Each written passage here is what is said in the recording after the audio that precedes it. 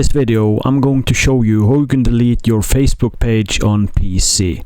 So log into your Facebook account and then you want to click your profile picture up in the top right corner.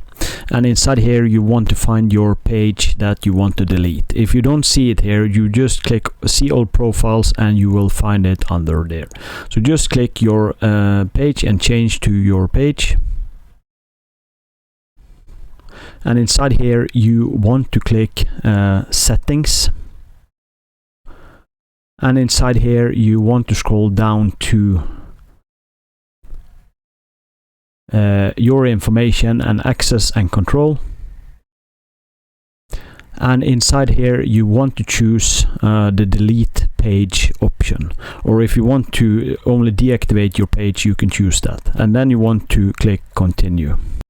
And here you can download your information if you want, or transfer a copy of your information, and then you want to click continue. And here you want to type in your password.